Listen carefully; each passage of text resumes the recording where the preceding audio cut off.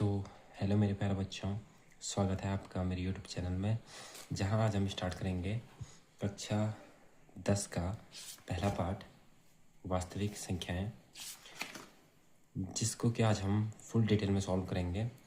आज हम इसका जो है पहली प्रश्नावली 1.1 इसको हम डिटेल में सॉल्व करेंगे, वो भी फुल एक्सप्लेनेशन के साथ।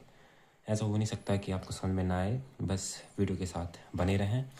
शुरू करते हैं। पहला जो क्वेश्चन कह रहा है ये है क्या कि निम्नलिखित संख्याओं को अभाज्य गुणनखंडों के गुणनफल के रूप में व्यक्त कीजिए। ठीक, अब अभाज्य गुणनखंडों के गुणनफल के रूप में हमें इसको व्यक्त करना है। इससे पहले मैं आपको थोड़ा रिकॉल करा दूं कुछ चीज़ें। पहले तो ये कुछ ज़्यादातर बच्चों को पता ही होगा कि 2 से विभाजिता का नियम, 3 से विभाजिता का नियम, 4 से विभाजिता का नियम क्या होता है। ठीक, पर अगर जिनको नहीं पता है तो मैं सारे बच्चों को साथ में लेके चलता हूँ। पहले हम स्टार्ट करेंगे 2 से विभाजिता का नियम। ठीक, उसके बाद हम एक्सरसाइज पे आएंगे। तो ठीक, पहले हम स्टार्ट करते हैं 2 से विभाजिता का नियम। इसको हम दूसरे पेज पे लिखते हैं। तो 2 से विभाजिता का नियम क्या कहता है? 2 से विभाजिता का नियम, खैर वैसे तो ये 6-7 की क्लास में पढ़ाते हैं, पर लेकिन थोड़ा रिकॉल मैं आपको करा दूं। 2 से विभाजिता का नियम क्या कहता है कि इकाई के स्थान पर, किसी संख्या के इकाई के स्थान पर, कोई भी संख्या है, अगर उसके इकाई के स्थान पर जैसे 0, 2, 4, 6, 8 ... हो, तो संख्या क्या होती है? 2 से विभाजित होती है। एग्जाम्पल के तौर पे अगर मैं आपको बता दूं तो जैसे है 20, 18, 65, 70। ठीक, तो ये कुछ संख्या है। अब इसका इकाई का अंक क्या है? 0। तो ये 2 से विभाजित है क्योंकि 2 दाई 20। 2 से विभाजित है। 18, 8 है, 2 से विभाजित है, 2 नंबर 18 विभाजित है। 65 है, इकाई का अंक 2, 4, 6, 8 है, नहीं है, यानी 2 से विभाजित नहीं है। 70 है, 0 है, 2 से विभाजित है, बिल्कुल है। 35 तो नहीं, 70। ठीक, तो 2 से विभाजिता का नियम क्या कहता है कि अगर किसी भी संख्या के इकाई के स्थान पर अगर 0, 2, 4, 6, 8 या जो भी सम संख्या है, तो अगर इकाई के स्थान पर की संख्या है तो वो संख्या क्या होती है? 2 से विभाजित होती है। अब अगला टॉपिक देखते हैं। अगला नियम क्या कहता है? 3 से विभाजिता का नियम। 3 से विभाजिता का नियम। 3 से विभाजिता का नियम। 3 से विभाजिता का नियम क्या कहता है कि यदि संख्याओं का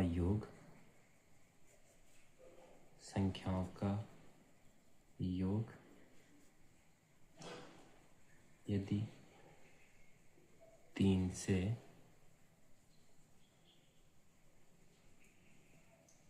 विभाजित है तो पूरी संख्या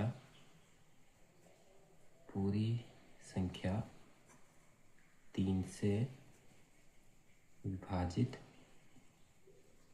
होगी। ठीक, 3 से विभाजित का नियम क्या कहता है कि यदि कोई संख्या है, एग्जाम्पल के तौर पे मैं आपको बता दूं कि यदि कोई संख्या जैसे 111 है, कि यदि कोई संख्या है और इसका जो योग है, ठीक, 1 + 1 =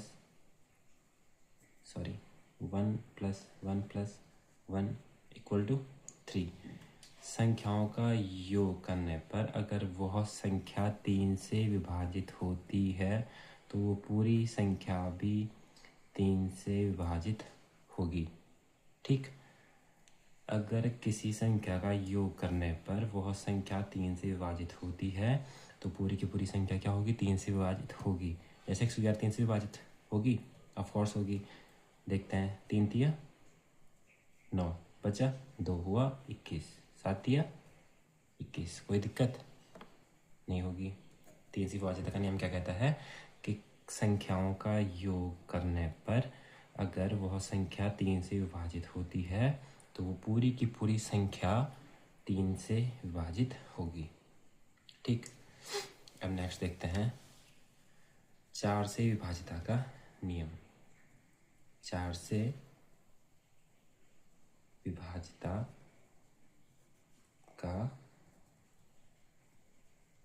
नियम। तो 4 से विभाजिता का नियम क्या कहता है? 4 से विभाजिता का नियम कहता है कि यदि डॉट से कर लिखता हूँ कि यदि किसी संख्या के अंतिम 2 अंक, केवल 2 अंक, यदि 4 से विभाजित हैं तो पूरी संख्या 4 से विभाजित होगी।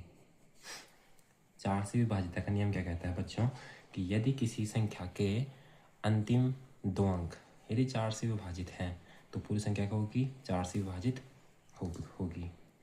एग्जाम्पल के तौर पर अगर मैं आपको बता दूं, जैसे ये कोई भी संख्या है मानो, ठीक, हमने क्या देखना है? किसी संख्या के लास्ट के 2 अंक देखने हैं। 20 4 से विभाजित है, 5 को 20। अंतिम के 2 अंक अगर 4 से विभाजित हैं तो ये पूरी संख्या क्या होगी? 4 से विभाजित होगी। ये क्या कहलाता है? 4 से विभाजिता का नियम। आई होप आपको समझ में आ रहा होगा। और एक और बता दूं, 5 से विभाजिता का नियम। विभाजिता का नियम। अब 5 से विभाजिता का नियम क्या कहता है कि यदि किसी संख्या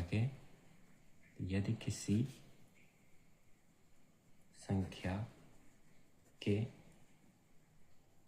इकाई के स्थान पर, यदि किसी संख्या की इकाई के स्थान पर 0 या 5 होता है तो वो संख्या 5 से विभाजित होती है। एग्जाम्पल की तरह मैं बता दूँ, अगर यह 50 है, 25 है, 35 है, 40 है, अगर किसी भी संख्या का इकाई का अंक अगर 0 और 5 है तो वो पूरी संख्या क्या होगी? 5 से विभाजित होगी। ये 5 से विभाजित होगा, ये 5 से होगा, ये भी 5 से होगा, ये 5 से होगा। तो 5 से विभाजिता का नियम क्या कहता है? यदि किसी संख्या का इकाई का अंक क्या हो? 0 और 5 हो तो पूरी संख्या क्या होती? 5 से विभाजित होती है। ये तुम्हारा बेसिक कंप्लीट हो गया। कुछ विभाजिता का नियम मैंने आपको बता दी। अब करते हैं हम मेन एक्सरसाइज स्टार्ट। एक्सरसाइज 1.1। ठीक, तो प्रश्नावली 1.1 जो है उसमें जो पहला क्वेश्चन है वो क्या बोल रहा है कि निम्नलिखित संख्याओं को अभाज्य गुणनखंडों के गुणनफल के रूप में व्यक्त कीजिए। ठीक हो गया। तो जो पहला क्वेश्चन है तो पहला जो क्वेश्चन है वो है तुम्हारा 140। ठीक, 140 क्या है तुम्हारा पहला क्वेश्चन। ठीक हो गया। तो हम करेंगे सबसे पहले 140 के अभाज्य गुणनखंड। ठीक, 140 के अभाज्य गुणनखंड। ठीक, तो 140 के अभाज्य गुणनखंड करेंगे।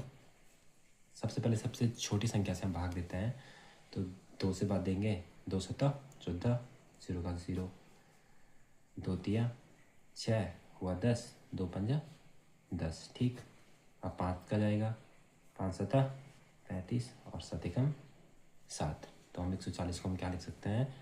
2 गुणा गए 2 गुणा गया 5 गुणा गया 7। आंसर। कोई दिक्कत नहीं होगी, सिंपल तरीके से हो गया। इसके बाद अगला क्वेश्चन देखते हैं। दूसरा क्वेश्चन है कि 156। ठीक, अगला जो क्वेश्चन है वो है 156।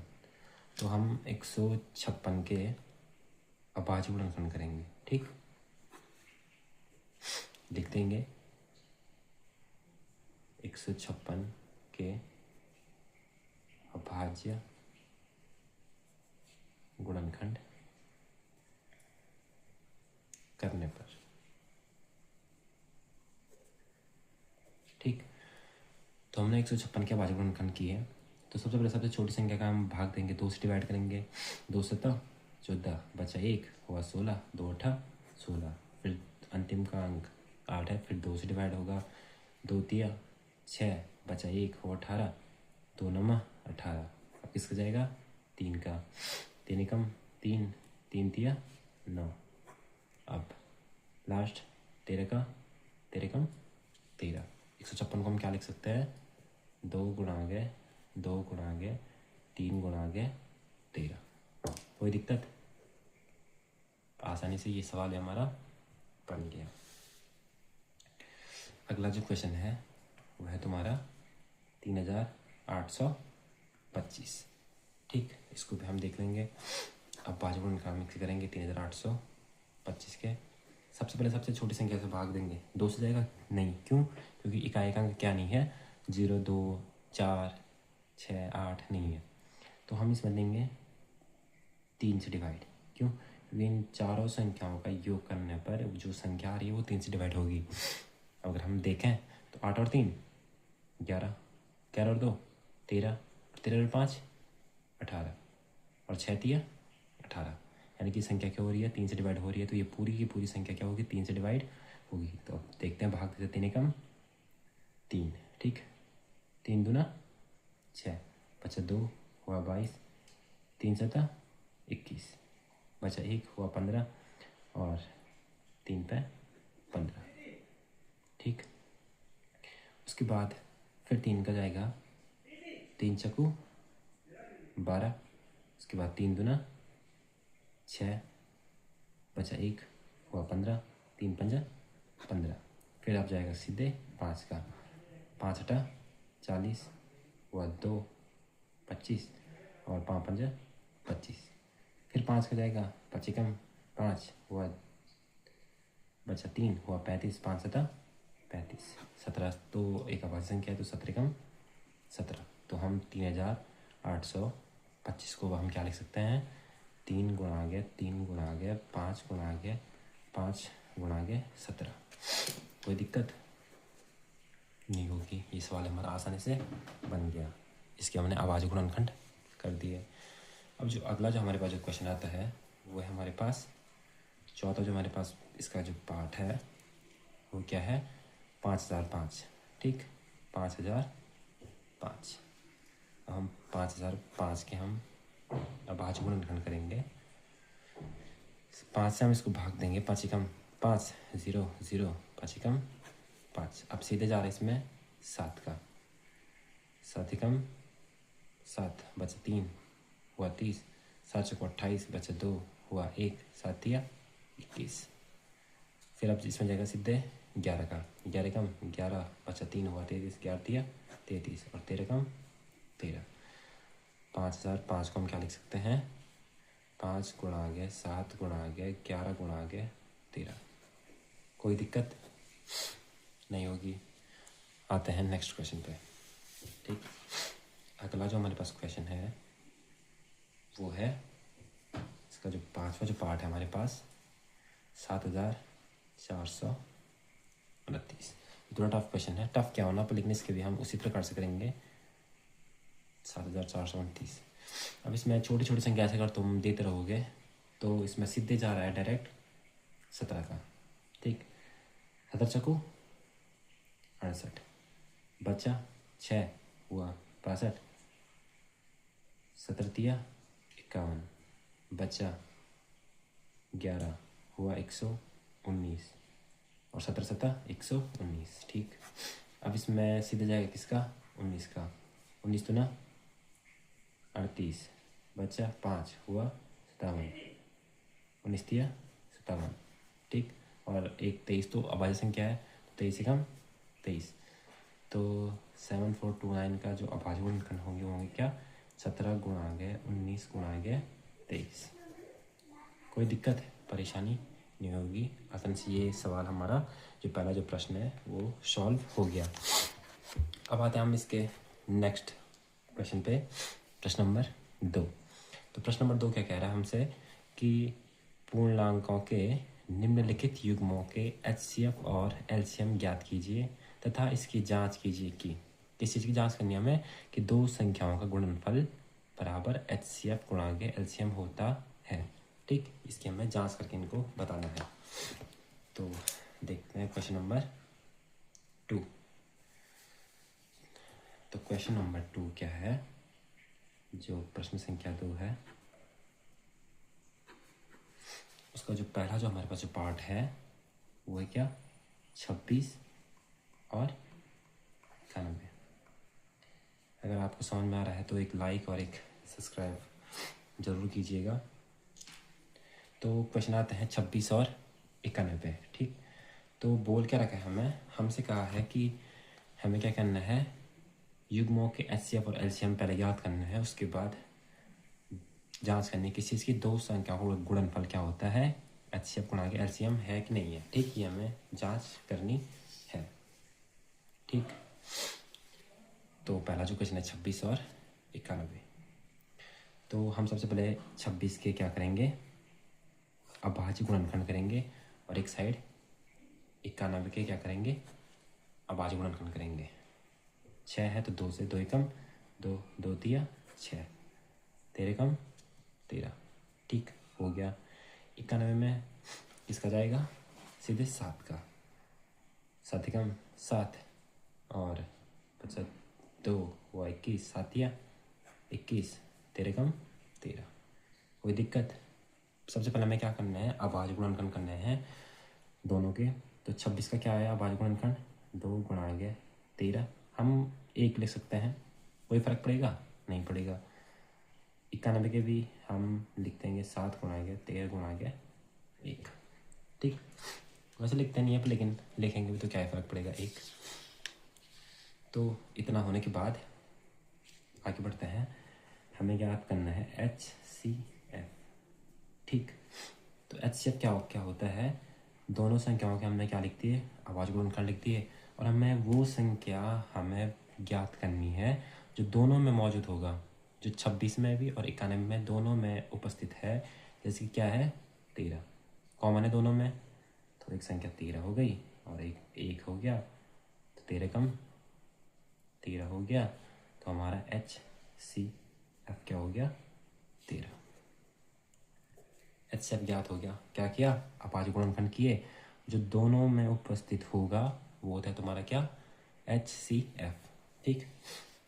बात रही अब LCM की। तो LCM क्या होता है, जो दोनों में होता है, ठीक, जो दोनों में होता है उससे एक बार लिखते हैं, 13 दोनों में है एक बार, एक दोनों में है एक बार, और बाकी की जो बच गए उनको गुणे में लिखते हैं, ठीक। एलसीएम कैसे ज्ञात करते हैं, जो दोनों में होता है उसको एक बार, और जो बाकी के बच के उसको गुणे में। अब इन सभी का गुणा करके 13 कम 13, 7 दूना 14, और 13 गुणा गया 14 करने पर आपको प्राप्त होगा कितना, 182, 14 ये होगा 182। गुणा करना तो आपको आता होगा, 10th के विद्यार्थी हैं आप, अगर मैं यहाँ पे गुणा करूँगा तो आपका बहुत टाइम वेस्ट हो जाएगा और वीडियो बहुत लंबी होगी। तो एलसीएम क्या हो गया तुम्हारा, जो दोनों में होता है उसको एक बार लिखना है, जो दोनों में होता है उसको एक बार, और बाकी के जो बच के उनको गुणे में लिखते हैं, और गुणा करके जितना आएगा वो हो गया तुम्हारा एलसीएम। एलसीएम हमने ज्ञात कर दिया, एलसीएम हमें पता चल गया। अब हमें जाँच किस चीज़ की करनी थी, कि दो संख्याओं का गुणनफल, क्या जैसा मैं लिख रहा हूँ अगर इस प्रकार लिखोगे तो एग्जामिनर भी तुमसे खुश हो जाएगा, ठीक। दो संख्याओं का गुणनफल गुणनफल बराबर HCF गुणा गया LCM। ठीक, क्या होता है, दो संख्याओं का गुणा, दो संख्या क्या है हमारे पास 26 और 91, दो संख्या का गुणनफल। HCF कितना रखा है 13, LCM क्या रखा है 182। ठीक, तो दो संख्याओं का गुणनफल बराबर HCF गुणा के LCM अगर है तो मतलब क्वेश्चन का आंसर तुमने सही निकाला है। तो अगर तुम 26 और 91 का अगर तुम गुणा करते हैं आपस में तो ये आएगा तुम्हारा 2366। मैं गुणा नहीं कर रहा हूँ क्योंकि मैं गुणा करूँगा तो बहुत टाइम वेस्ट हो जाएगा, वीडियो काफ़ी लंबी हो जाएगी, इसलिए अब तुम 10 तक बिताड़ते हो, इतना तो तुम कर ही सकते हो। और 13 गुणा के 182 और तुम मल्टीप्लिकेशन करोगे तो ये आएगा तुम्हारा 2366। ठीक, ये होगा तुम्हारा पहला क्वेश्चन का आंसर। आई होप कोई दिक्कत परेशानी अभी तक नहीं होगी। करते हैं नेक्स्ट क्वेश्चन स्टार्ट। दूसरा जो प्रश्न है वो है हमारे पास 510 और 92। दूसरा जो क्वेश्चन हमारे पास 510 और 92। ठीक, इसका दूसरा क्वेश्चन का दूसरा पार्ट हम देखते हैं। दूसरा जो पार्ट है 510 और 92। इसी प्रकार से हम इसको सॉल्व करेंगे। पहले हम 510 के क्या करेंगे, अभाज्य गुणनखंड करेंगे, और 92 के क्या करेंगे, हम अभाज्य गुणनखंड करेंगे। ठीक, अब 5 के, इसमें सबसे पहले जाएगा किसका, 5 का। 5 उसको डिवाइड किया, 5 कम 5 और 0, 5 दूना 10। ठीक, इसमें जाएगा सीधे 2 का, 5 कम 5 दूना 10 और 2 एकम 2 और 17 51 और 17 कम 17। अभाज्य गुणनखंड 510 के तुमने निकाले और इस साइड 92 निकालेंगे तो 2 से डिवाइड करेंगे, 2 चक्कू 8 बचा 12, 2 चक्का 12, 2 दूना 4, 2 3 6, 23 एकम 23। ठीक, अब लिखेंगे दोनों। 510 के क्या है, 5 गुणा गया 2 गुणा गया 3 गुणा गया 17, और 92 क्या है तुम्हारे 2 गुणा गया 2 गुणा गया 23। हमें डिफाइन करना है HCF।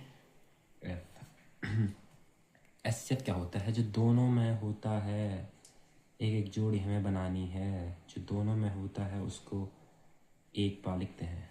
ठीक, इसके साथ हम एक लिख सकते हैं गुणे में, कोई दिक्कत परेशानी नहीं है। जो दोनों में है उसको एक बार लिखते हैं, तो हमारा HCF क्या आ गया 2। कोई दिक्कत, आसानी से हमने HCF निकाल दिया। अगर समझ में नहीं आ रहा है तो एक बार फिर से आप पीछे करके देख सकते हैं। उसके बाद हमें LCM ज्ञात करना है। तो मैंने क्या बोला, जो दोनों में होता है, जो जोड़ी बनती है उसको एक बार, जो दोनों में होता है उसको एक बार, और बाकी का जो बचा इसको गुणे में लिखते हैं। बचा 2, बचा 23, बचा 3, बचा 5, बचा 17। इन सब का गुणा करके जो आएगा वो आएगा तुम्हारा LCM। अब मैं गुणा तो करूँगा नहीं, इतना लंबा टाइम, इसलिए इसका जो मैंने पहले से करके रखा है, तो LCM क्या आता है इसका 23460। ठीक, अब इसके बाद हमें जांच करनी है किसकी, कि दो संख्याओं का गुणनखंड बराबर HCF गुणा गया LCM। ठीक, तो दो संख्याएं क्या थी हमारे पास 510 और 92। HCF आया हमारा 2, LCM आया हमारा 23460। ठीक, अब 510 और 92 को गुणा करने पर हमें प्राप्त होगा 46920 इक्वल टू, ये दोनों को गुणा करके भी हमें प्राप्त होगा 2646920। कोई दिक्कत परेशानी नहीं होगी, आसानी से हमारा ये पार्ट भी सॉल्व हो गया। इसके बाद आते हैं हम इसके थर्ड पार्ट। तो इसका थर्ड पार्ट है 336 और 54। ठीक, इसका जो थर्ड पार्ट है 336 और 54। अगर आपको मेरा पढ़ाया हुआ समझ में आ रहा है तो एक लाइक और कमेंट में ज़रूर बताएं। तो पहले हमें 336 का हम क्या करेंगे, अभाज्य गुणनखंड निकालेंगे, और एक साइड हम क्या करेंगे, 54 के अभाज्य गुणनखंड निकालेंगे। तो 336 के अगर हम अभाज्य गुणनखंड निकालते हैं तो सबसे पहले हम इसमें देखेंगे 6 और 3 9 और 9 और 3 12। 3 से डिवाइड होता है, हाँ बिल्कुल होता है, तो हम इसमें 3 से डिवाइड देंगे। 3 एकम 3, 3 एकम 3, 3 दूना 6। अब जाए इसमें 2 का 2 पंजा 10 हुआ 12, 2 छक्का 12, 2 दूना 4, 2 अठा 16, 2 एकम 2, 2 छक्को 8, 2 सता 14, 7 एकम 7। 10th के विद्यार्थी हो आप, थोड़ा मल्टीप्लिकेशन डिवाइड ये तो आपको आना ही चाहिए। उसके बाद 2 से 2 दूना 4, 2 सता 14, 3 नंबर 27, 3 3 9, 3 एकम 3। अब अभाज्य गुणनखंड की है 336 को हम लिख सकते हैं 3 गुणा आगे 2 गुणा आगे 2 गुणा आगे 2 गुणा आगे 2 गुणा आगे 7। 1 2 3 4, 1 2 3 4। ठीक, 54 को हम लिख सकते हैं 2 गुणा आगे 3 गुणा आगे 3 गुणा आगे 3। अब HCF हमें ज्ञात करना है, तो मैंने क्या बोला, जोड़ी बनानी है, पेयर करना है हमने। एक जोड़ी बन गई 2 की, एक जोड़ी बन गई 3 की, बाकी की जोड़ी बन रही है नहीं। तो जो दोनों में होता है उसको एक बार लिखते हैं, जो दोनों में होता है उसको एक बार लिखते हैं, और गुणा करके कितना आ रहा, 3 गुना 6। HCF क्या होगा तुम्हारा 6। कोई दिक्कत नहीं होगी। इसके बाद इसका LCM हम ज्ञात करते हैं। इसका LCM हम निकालते हैं, तो मैंने क्या बोला, जो दोनों में होता है उसको एक बार, ठीक।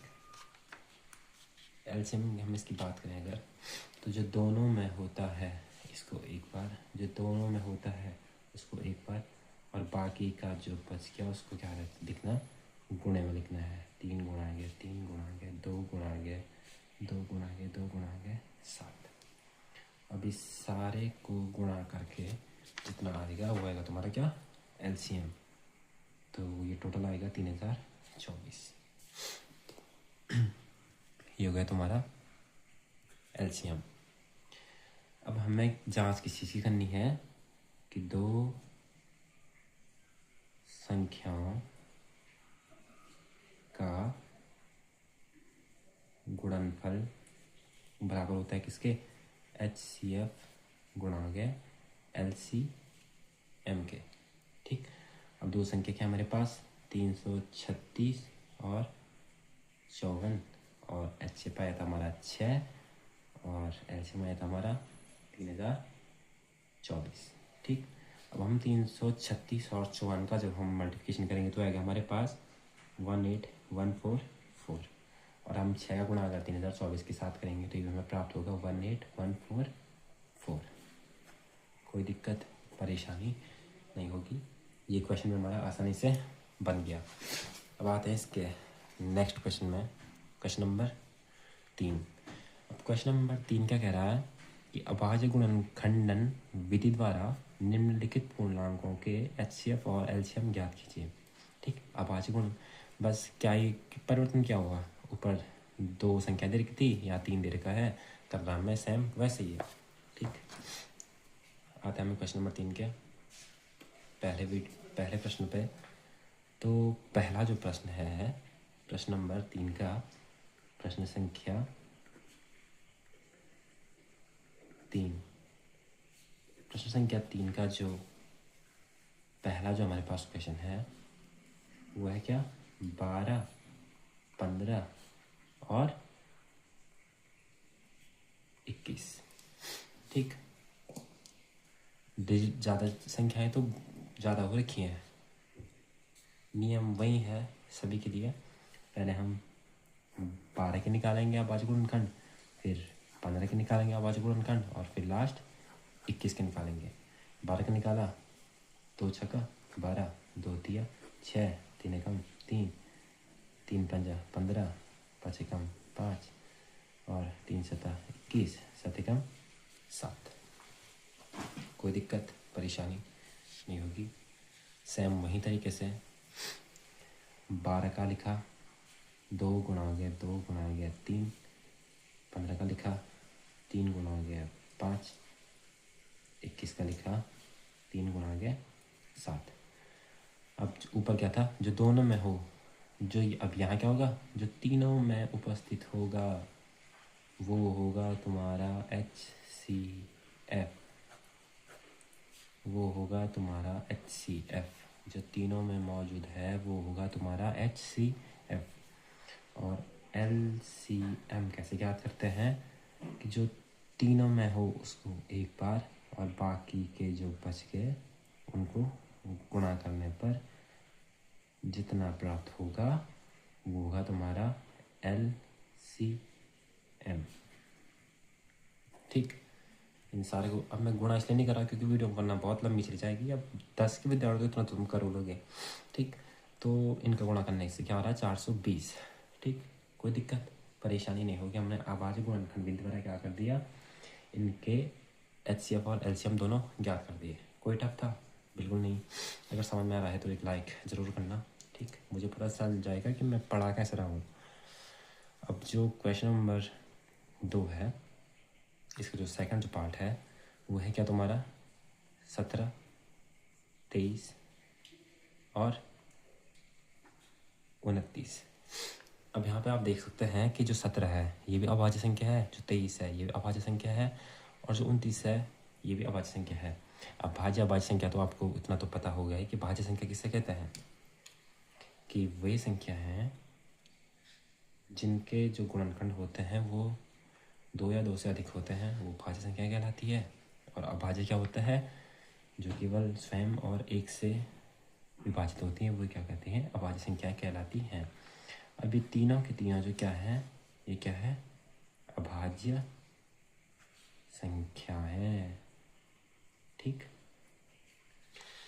अब मैं आपको एक चीज़ बता दूं कि अभाज्य संख्याओं का जो HCF होता है, ठीक, अभाज्य संख्याओं का अभाज्य संख्याओं का जो HCF होता है वह सदैव 1 होता है। ठीक, और जो LCM होता है अभाज्य संख्याओं का, वो तीनों संख्याओं का गुणनफल होता है। मैंने गुणा करके पहले रख रखा है। ठीक, जो अभाज्य संख्याओं का जो HCF होता है वो सदैव 1 होता है, और जो LCM होता है वो जो तीनों संख्या है उनका गुणनफल करने पर जो प्राप्त हो गया वो हो गया तुम्हारा LCM। ये क्वेश्चन भी आसान था, आसानी से बन गया। अब आते हैं इसके थर्ड पार्ट में। इसका जो तीसरा जो पार्ट है वह तुम्हारा 8, 9 और 25। नियम सभी के लिए वही है, पहले हम 8 के निकालेंगे अभाज्य गुणनखंड, फिर 9 और फिर 25। 2 चौको 8, 2 दूना 4, 2 एकम 2, 3 तिया 9, 3 एकम 3, 5 पंजा 25, 5 एकम 5।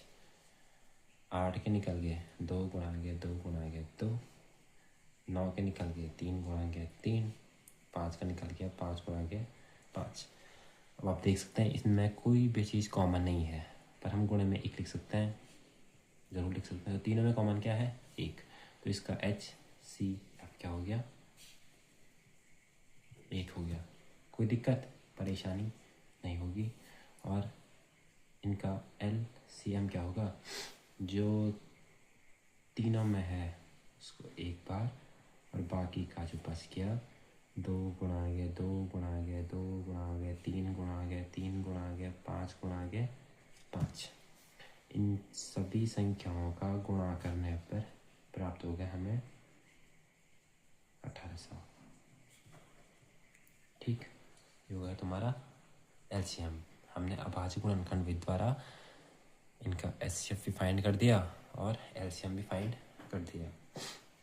अब ये क्वेश्चन भी समाप्त हो गया। आई होप आपको समझ में आ रहा होगा। अब बात करते हैं प्रश्न संख्या 4 की। ये मोस्ट इम्पोर्टेंट क्वेश्चन है। ठीक, मैं 99% चांस दे सकता हूँ कि ये बोर्ड परीक्षा में पूछा जा सकता है। ठीक, तो जो प्रश्न नंबर 4 है,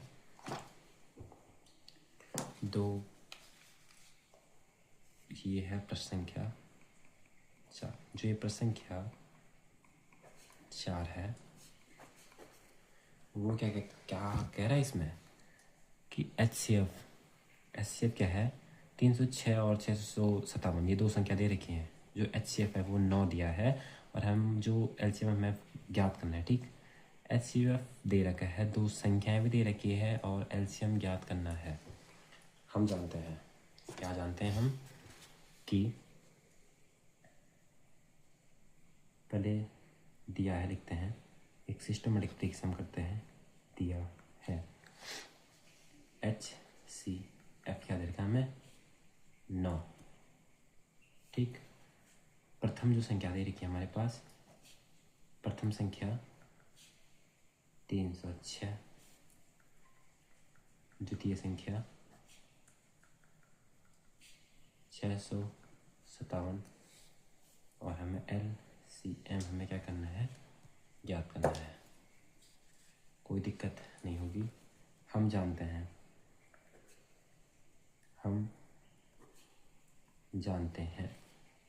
क्या जानते हैं हम, कि 2 संख्याओं का गुणनफल, क्या, 2 संख्याओं का जो गुणनफल होता है वो क्या होता है, एचसीएफ गुणा गया एलसीएम। 2 संख्या क्या देखा हमारे पास, 306 और 657। तो 2 संख्या क्या है, 306 और 657। ठीक हो गया।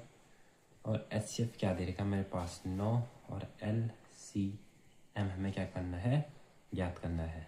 ठीक हो गया। अब हमें ज्ञात करना है एलसीएम, तो जो ये 9 गुणे में है वो इधर आके बट्टे में चला जाएगा और एलसीएम ये 9 से कट रहा है, हाँ जरूर कट रहा है। कितनी बार, 34 बार, 657 पर एलसीएम इन दोनों को गुणा करके जितना आएगा वो हो गया तुम्हारा एलसीएम। अब गुणा भाग जोड़ घटाने दिए तो तुमको आते होंगे, 10 विद्यार्थी हो तुम। ठीक, तो ये हो गया तुम्हारा एलसीएम ज्ञात। कोई दिक्कत परेशानी नहीं होगी, ये क्वेश्चन भी आसानी से बन गया। इसके बाद आते हैं हम अगले क्वेश्चन में, प्रश्न संख्या 5।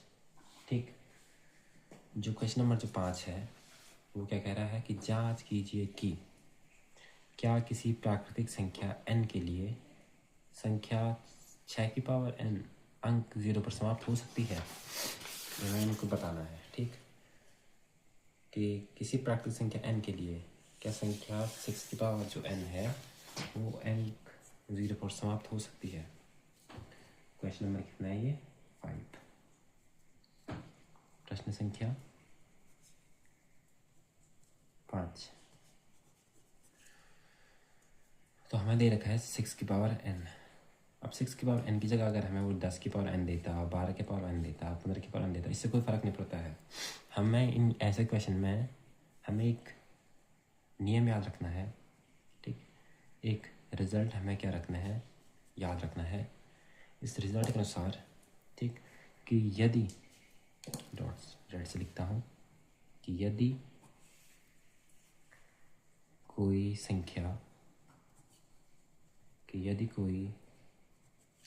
संख्या 0 पर समाप्त होना चाहती है तो उसका अभाज्य जो गुणनखंड होता है, ठीक, तो उसका जो अभाज्य गुणनखंड है उसमें कम से कम एक बार क्या आना चाहिए, 2×5 आना चाहिए। ठीक, ये नियम क्या कहता है कि यदि कोई संख्या अगर शून्य पर समाप्त होना चाहती है तो उसका जो अभाज्य गुणनखंड होगा उसमें कम से कम एक बार 2×5 तो आना ही चाहिए। ठीक, सबसे मेन पॉइंट क्या है कि उसमें क्या आना चाहिए, उसके अभाज्य गुणनखंड में 2×5 आना चाहिए। वो संख्या 0 पर समाप्त हो सकती है, वरना कोई भी संख्या शून्य पर समाप्त तभी होगी जब उसमें कम से कम उसके अभाज्य गुणनखंड में एक बार 2×5 होगा। ठीक, अब हम देखते हैं क्वेश्चन के अनुसार हमें दे रखा है 6 पावर n, अतः 6 के गुणनखंड करने पर, ठीक, 6 के गुणनखंड करने पर हमने 6 के गुणनखंड किए, 2 दिया 6, 3 एकम 3, 6 के क्या है 2×3×1। अब आप देख सकते हैं इसमें 2 तो आया, ठीक, 2 आया, लेकिन 5 नहीं आया। तो इसीलिए चूँकि 6 का गुणनखंड, मेरी तरीके से लिखोगे अगर मेरी भाषा के तरीके से तो खुश हो जाएगा एग्जामिनर तुम पे। 6 का जो गुणनखंड करने पर 2×5 के रूप का नहीं है। ठीक, 6 के गुणनखंड करने पर जो संख्या है वो 2×5 के रूप का उसका अभाज्य गुणनखंड नहीं है। तो अर्थात यह कभी भी शून्य पर समाप्त नहीं होगी किसी भी प्राकृतिक संख्या n के लिए, किसी भी प्राकृतिक संख्या n के लिए।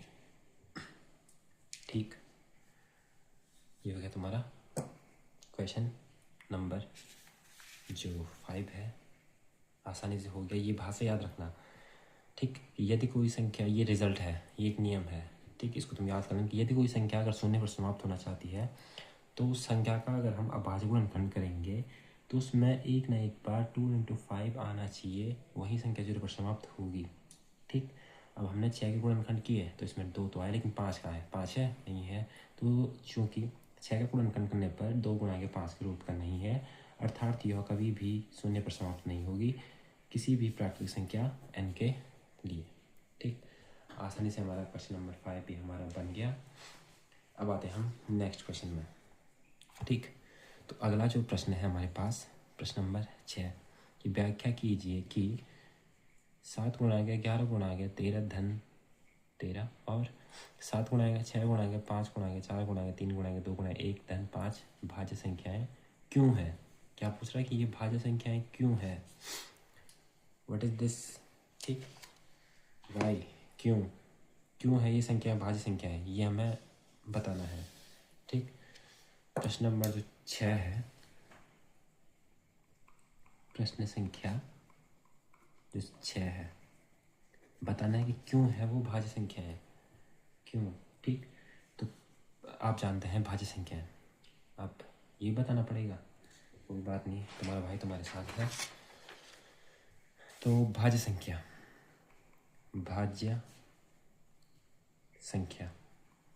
किसे कहते हैं भाज्य संख्या, वे संख्याएं, तुम चाहे तो नोट कर सकते हो, वे संख्या हैं जिनके 2 या 2 से अधिक गुणनखंड होते हैं, वे संख्याएं हमारी भाज्य संख्याएं कहलाती हैं। एग्ज़ाम्पल के तौर पे अगर मैं आपको बता दूं तो जैसे 4 है, 10 है, 9 है, 6 है, ठीक। 4 2 से कटता है, 4 4 से कटता है, 4 1 से कटता है, 2 से अधिक इसके गुणनखंड है। 10 10 से कटता है, 10 2 से कटता है, 10 5 से कटता है, 10 1 से कटता है, 2 से अधिक इसके गुणनखंड है। 6 6 से कटता है, 6 1 से कटता है, 6 हमारा 2 से कटता है, 6 हमारा 3 से कटता है, 2 से अधिक गुणनखंड हैं। ये भी एक भाज्य संख्या है। जो 4 है वो 4 को तो बता दिया। जो 9 है, 9 9 से कटता है, 9 3 से कटता है, ठीक। और 9 1 से कटता है। तो वे संख्याएं जिनके गुणनखंड 2 या 2 से अधिक होते हैं वे संख्या आपकी कहलाती हैं भाज्य संख्याएं, ठीक। और नेक्स्ट क्या हमारे पास, अभाज्य। अभाज्य संख्या किसे कहते हैं? अभाज्य संख्या हम कहते हैं कि वे संख्याएं जो केवल स्वयं और एक से विभाजित होती हैं, ठीक। मतलब उनके केवल 2 गुणनखंड होते हैं, जैसे कि 2 है, 3 है, 5 है, 7 है, ठीक। 2 का 2 से जाएगा, 2 1 से जाएगा, केवल 2 है, एक स्वयं और एक।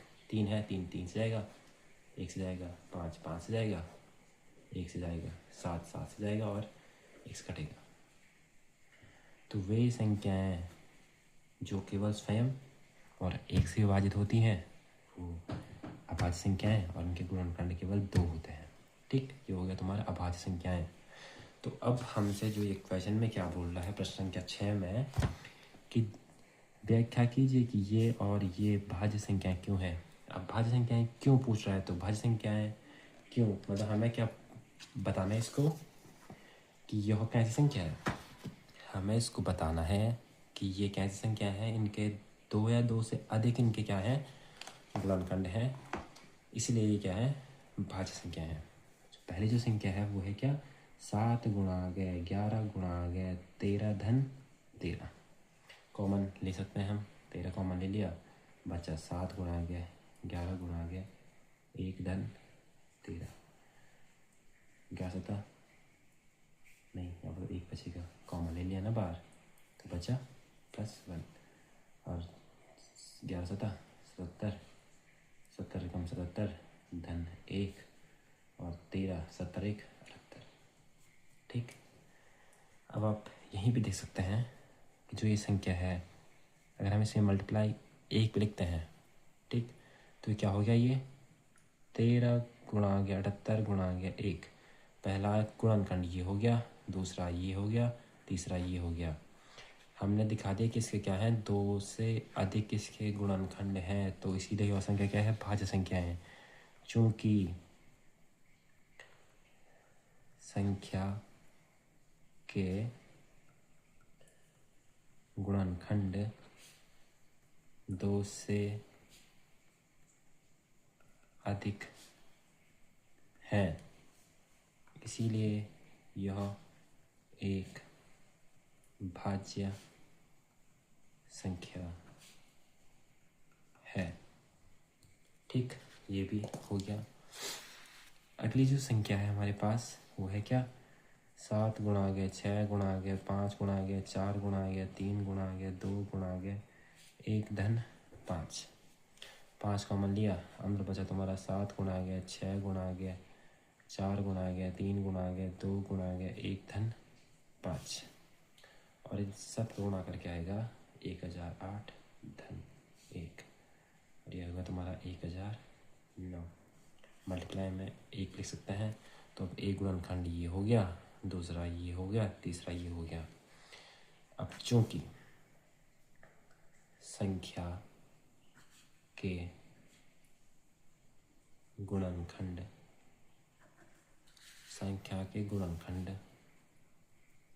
2 से अधिक है, 2 से अधिक है, इसीलिए यह एक भाज्य संख्या है। आई होप आपको पूरा समझ में आ रहा होगा, ठीक। तो ये क्वेश्चन हमारा आसानी से बन गया। प्रश्नावली का अंतिम और लास्ट क्वेश्चन, प्रश्न नंबर 7। संख्या 7 क्या कह रहा है हमसे कि किसी खेल के मैदान के चारों ओर एक वृत्ताकार पथ है। किसी खेल के मैदान के चारों ओर क्या है, एक वृत्ताकार पथ है। ठीक, ये क्या है, एक मैदान है, इसके चारों ओर क्या है, एक वृत्ताकार पथ है। ठीक, इस मैदान को एक चक्कर लगाने में जो सोनिया है, सपोज दैट यहाँ पे एक ये क्या है, सोनिया है। ठीक, और एक क्या है, एक दूसरा लड़का क्या है, वो रवि, ये एक रवि है। अब सोनिया को एक चक्कर यहाँ से सोनिया को फिर वापस यहाँ तक आने में कितने लगते हैं, 18 मिनट। किसको, सोनिया को। ठीक, जबकि इसी मैदान का एक चक्कर लगाने में रवि को लगते हैं 12 मिनट। ठीक, मान लीजिए कि वो एक ही स्थान से एक ही समय पर चलना प्रारंभ करके एक ही दिशा में चलते हैं, तो कितने समय बाद वे पुनः प्रारंभिक स्थान पर मिलेंगे। अब यह पता नहीं कितने चक्कर लगाएंगे सोनिया और रवि, वो तो हमें पता है नहीं, लेकिन ये सबसे पहले कब मिलेंगे, सबसे पहले यानी कि न्यूनतम, सबसे पहले यानी कि न्यूनतम। तो न्यूनतम के लिए मैं आपको एक ट्रिक बता देता हूँ। ठीक, कि जब भी अधिकतम की बात होगी, अधिकतम की अगर बात होगी तो हम HCF निकालेंगे, और जहाँ पर न्यूनतम की बात होगी वहाँ पे हम LCM निकालेंगे। ठीक, तो यहाँ पे क्या बोल रहा है कि कितने समय वो वापस मिलेंगे, यानी सबसे पहले कब मिलेंगे, सबसे पहले यानी कि न्यूनतम कब मिलेंगे, दोनों के दोनों एक ही साथ। ठीक, तो यहीं पे कर देते हैं। इसका आंसर जो होगा वो होगा तुम्हारा, सोनिया 18 मिनट में जाती है और रवि 12 मिनट में। 18 के अभाज्य गुणनखंड, इसके भी अभाज्य गुणनखंड। हमें न्यूनतम सबसे पहले कब मिले, LCM हमें डिफाइन करना है। ठीक, तो 18 के 2 नंबर 18, 3 तिया 9, 3 एकम 3, 2 छक्का 12, 2 तिया 6, 3 एकम 3। 18 के जो गुणनखंड आ गया हो गया 2 गुणा आ गया 3 गुणा आ गया 3, और 12 के जो गुणनखंड आए 2 गुणा आ गया 2 गुणा आ गया 3। अब मैंने क्या बोला, LCM कैसे निकालते हैं कि जो दोनों में होता है उसको एक बार लिखते हैं, जो दोनों में होता है उसको एक बार लिखते हैं, बाकी का जो बच गया उसको गुणे में लिखते हैं। अब इन सब का गुणा करके 3 दूना 6, 6 दूना 12, 12 तिया 36, तो वापस मिलने में कितना लगेगा उनको, 36 मिनट लगेंगे। ठीक, ये निकाल दिया पहले अभाज्य गुणनखंड के दोनों के, फिर देखा जो दोनों में होता है उसको एक बार, जो दोनों में होता है एक बार, बाकी का जो बच गया गुणे में, सबको गुणा करके क्या ये निकलेगा LCM, और LCM भी हमें डिफाइन करना है। तो फाइनली बच्चों, हमारे जो प्रश्नावली वास्तविक संख्या के जो 1.1 की जो प्रश्नावली है वो हमने फुल एक्सप्लेनेशन के साथ सॉल्व कर चुकी है। आई होप आप सभी को समझ में आया होगा। तो अगर आया है तो लाइक और सब्सक्राइब जरूर करना। मिलते हैं नेक्स्ट प्रश्नावली 1.2 के साथ अगले दिन। ठीक है, धन्यवाद।